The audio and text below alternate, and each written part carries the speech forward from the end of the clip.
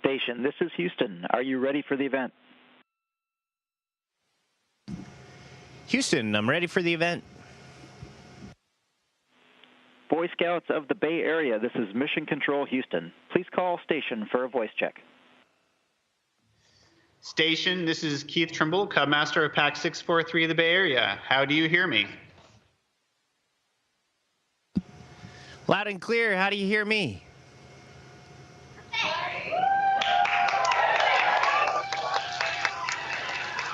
Yeah.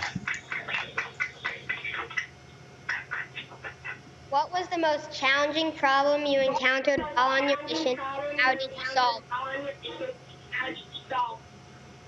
Well, that's a great question. We have a lot of challenges every day, but I think one of the more interesting ones was on my first spacewalk when we had a leak in the hose that we connect to the spacesuits while we're getting ready. So we have to be in the spacesuits for a long time before we go outside. And so these umbilicals connect to us and give us water and power and scrub our air. They do everything for us so that the suit, the spacesuit, and all of its systems don't have to work so hard. But unfortunately, we had a bad leak. And what that showed me, both Peggy and I were pretty helpless. We couldn't do much. We were just sitting in the spacesuits. But our incredible crewmate was able to reload the water that we had lost and get everything ready inside. And this massive ground team was able to not only fix the systems, but build a plan for us to go outside and do the main tasks that our spacewalk was supposed to accomplish. They had everything. All the skids were greased. They were ready to go. So when we went out, the robotic arm was ready, and the lights were ready, and the comm was ready, and the plan was ready. And it just showed me that for those absolutely incredible things, for those super hard things, you can't do it alone. You have to work as a team. And there's no better team when it comes to the impossible than NASA and the crew that we get to work with. Say your name first. My name is Donovan. What is the most surprising thing you experienced in space?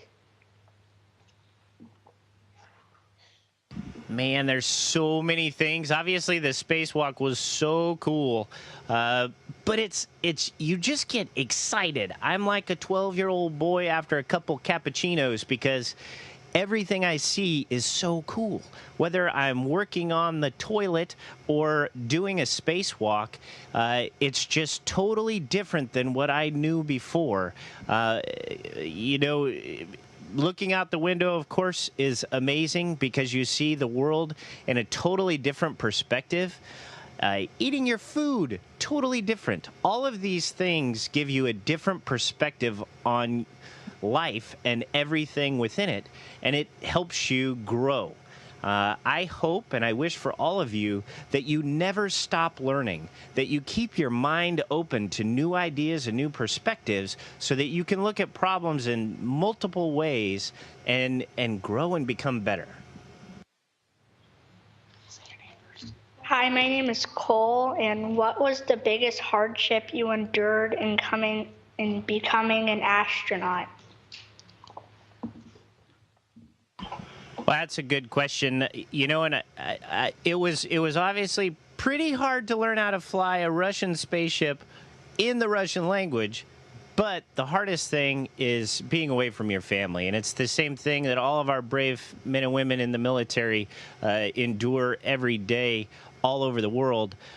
Being separated from your family is the biggest hardship. And as an astronaut, you actually are gone quite a bit, so that's kind of tough. Say your name. My name is Bryson. What procedures do you follow if a fire breaks up on the ISS? If a fire breaks out. So there's 3 big emergencies that we have on the space station: fire, an ammonia leak, or depressurization, like we have a hole. And those 3 emergencies we train for all the time. We have these books that are in different places around the station, excuse me, and on our computers, and then we train exactly what we're supposed to do. Like for a fire, if this computer started on fire, we know exactly, okay, I'm going to press the button over there. It's going to shut off the ventilation. If I'm going to unplug the computer, hopefully that works. Then there's fire extinguishers. We have a plan for all 6 people on board, what they'll be doing. Maybe they'll grab the equipment out of the module, or they'll help me fighting the fire. Or if a fire extinguisher doesn't work, then maybe we'll power down racks or the whole module. So we have very strict procedures that we practice all the time, so we know them cold, because in the case of an emergency like that, you really don't want to have to think about it. You just want to do it. And we can do that because we're ready for those worst days. Hello, my name is Colin. What part of traveling to the ISS is most exciting? Man, pretty much the whole darn thing. It's exciting once you're here. I imagine it's going to be exciting going home, but I think the coolest part was launching, because it's like gas mileage for excitement. It was the most bang for your buck. In 8 minutes, I went from sitting still on a launch pad to being in orbit, and that was just amazing. I've flown a lot of planes and with lots of thrust, but nothing really compared to having almost 1 million pounds under me get me to orbit in 8 minutes. It was just like riding a crazy wild bull that jumped us right up to orbit. Jackson, say your name. Hi, my name is Jackson. What are some of the studies and experiments you are working on in space? Good job, Jack. Boy, there sure are a lot of them. We will probably work on about 300 experiments over the 6 months or so that we're on orbit for my expedition, and they range the whole spectrum. We have experiments from elementary schools, middle school, high school, colleges, universities, cutting-edge research, everything. And we are constantly pinging back and forth working on these. As far as examples, one that we're going to be working on here this week is we're growing lung cancer cultures and testing a new drug that actually targets those. Stuff like that happens every day here. And it's so exciting because you get to feel like you're a part of something bigger than yourself and that you're actually going to make a difference. So there's just so many experiments, and we're really excited to see the breakthroughs that come from them. Hi, my name is Matthew, and if you could pilot a rocket ship anywhere in the universe, where would you go? Well, I think it's important for us right now to get a permanent foothold in the stars. And I think the best place to do that is Mars. So I would love to pilot a rocket ship to Mars. I think we have some work to do on some of our systems, especially propulsion. But I think we're going to get there. And I would love to help make that happen. Hi, my name is Hanson. What did you hope to gain personally and scientifically while working on the ISS? Well, I think being up here, we get this wonderful deal where we get to have the time of our lives and float around and play with our food and look out the window and just be a part of this amazing team. But that's kind of our personal reward. We're not trying to gain anything out of it. We're trying to be part of the team. And we are the lucky few in this huge worldwide team that are able to be up here, but we understand our place. Our job is to do those last little tweaks to experiments to get the data back to the ground. So the true heroes, the people who come up with these experiments, who do the research, the people who run this space station and make sure the power works and the water works and everything comes together, those folks are the ones that are creating the science. And all we're here to do is support them so that that science can get out to the world and make humanity better. Hi, my name is James. What is it like communicating with your family in space? Well, it's not bad. We have a internet protocol phone, so every now and again we can call on the telephone and talk to them. And sometimes we even get a video link so that we can have kind of like a video conference with our family. I just had one. Let's see. It was yesterday. I had one with my mom for her birthday. So we get to talk with our families and still keep in touch with them. Hi, my name is Jamie. And what advice would you give to a young person going into a STEM field? Boy, now that's a good question. So my dad, he died when I was pretty young, and the last thing he said to me was, I dare you to dream. And that's my advice.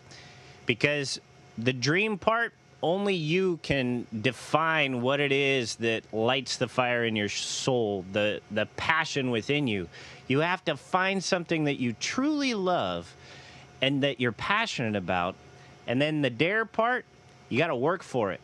Nobody's going to give it to you. Not everybody gets a trophy in life. If you don't work really hard, you'll never achieve those dreams. So I dare you to dream. Hi, my name is Walker. What is the most difficult task an astronaut faces in space?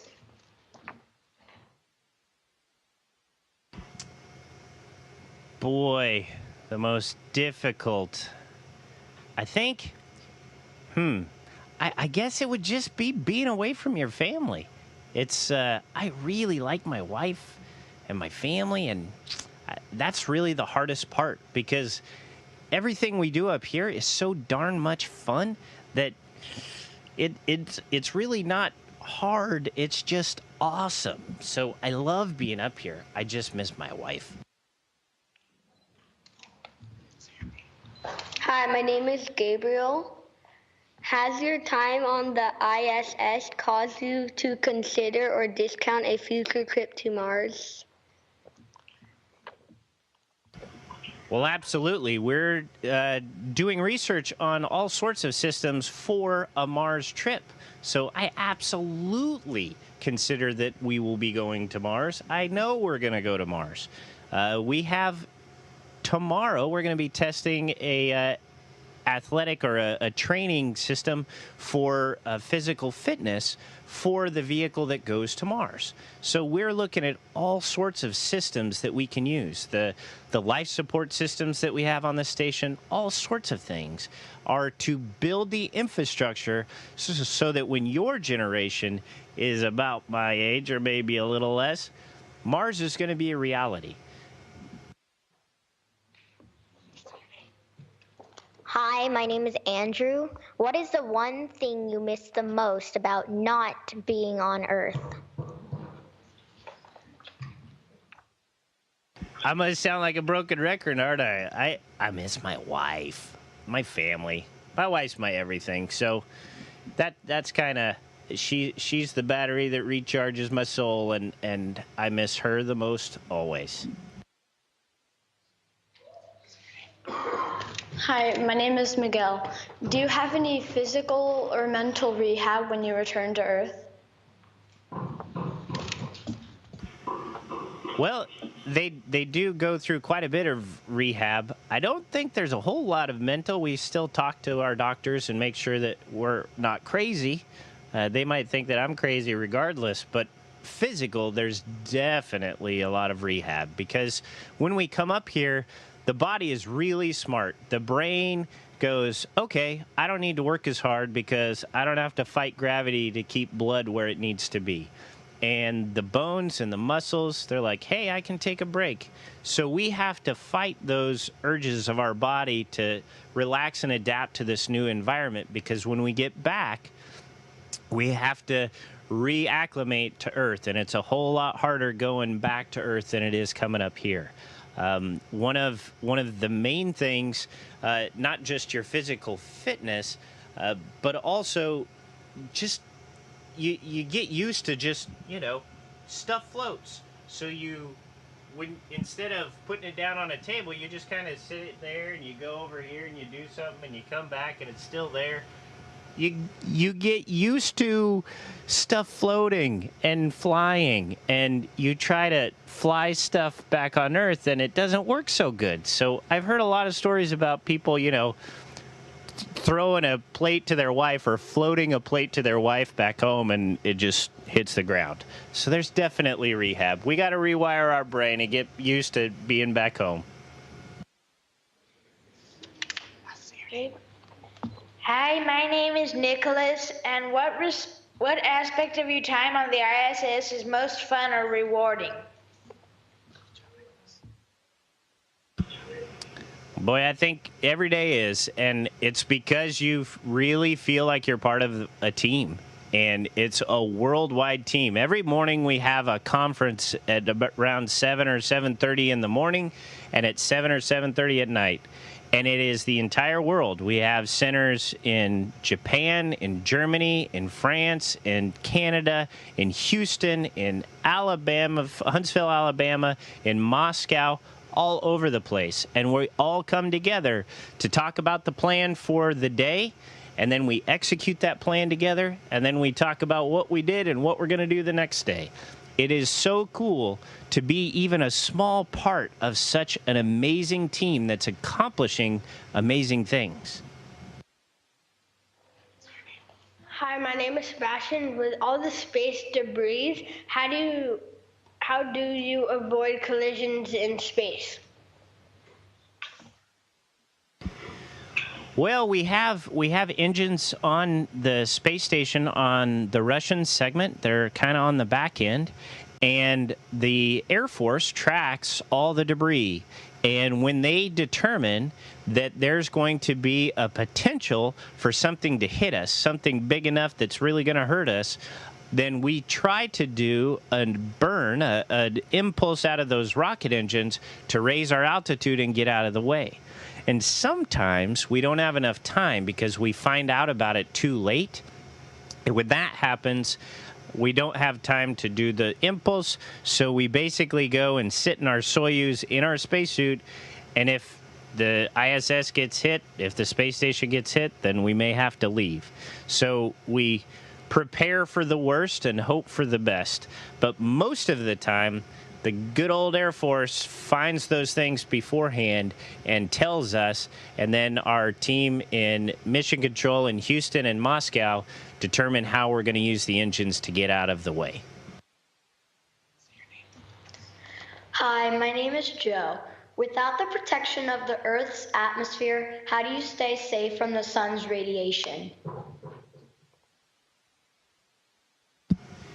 Well, that's a great question. There's actually magnetic fields around the Earth. They're called the Van Allen belts, and we're still within them. So we still get a lot of the protection, the same protection that the Earth does from radiation.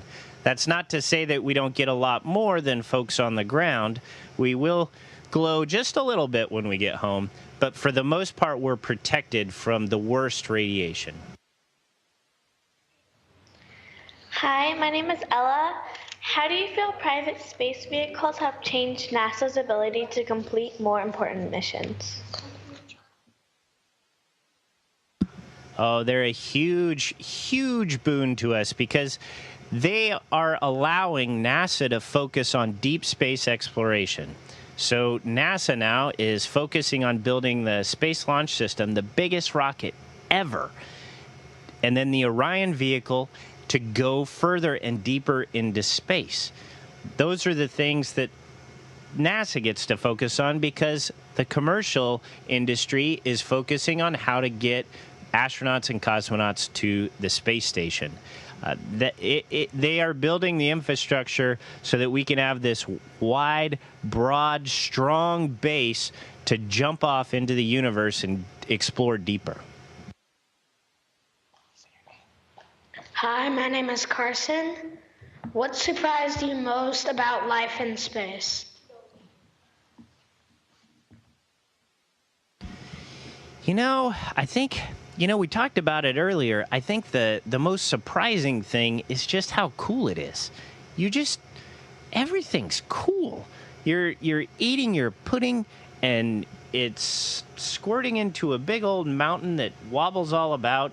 You look out the window, and the aurora is just alive, and these green and purple and white ribbons dancing across the sky.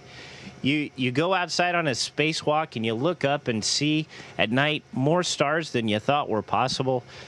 Everything about this place is just awesome, and it really stretches your mind and forces you to grow, and I love that. So why is it? The most surprising thing is that I never could have imagined how cool it is to be in space, and I want to do everything that I can in the future to get more people just like you to experience the same thing. Hi, my name is Kyla. How has the development of space science changed over the life of the ISS? Boy, that's a good question. The space station has been evolving and still evolves every single time a new vehicle comes up.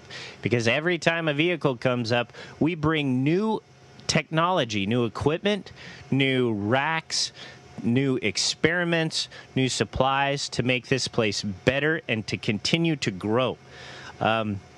Right next to me is a rack that has these small experiments called nanoracks. And they're a great example of a very flexible, lower cost, but not necessarily lower technology experiments that are able to be flown and run and returned at a much faster rate. And that allows the science on the space station to keep up with the science on the Earth and now start to outpace it. Because in addition to having the lack of gravity and some of the other forces that can dominate problems and models on the ground, we don't have those. So if we can get the best technology up here as well, then we're going to be able to do even better science. And over the last couple of years, just an example, 5 years ago, say, if we got 30 hours of science for a whole crew in 1 week, it was amazing. Now, we'll probably break 100 hours this week with the people we have on board because the program and the team is so much better at getting science done and making that the focus of this place. So it has been an evolution. It continues to evolve, and I just can't wait to see where it goes. Jack, this is Keith Trimble. I'm the Cub Master of Pack 643. That was our last question. Just want to thank you so much for spending your time with us.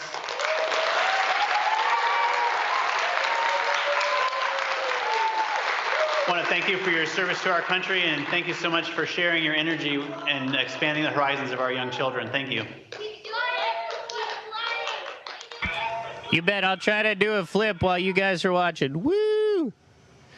See? Everything's cooler in space. Well, thanks for having me, and it was great talking to y'all. Station, this is Houston ACR. That concludes the event. Thank you to all participants from Boy Scouts of the Bay Area. Station, we are now resuming operational audio communications.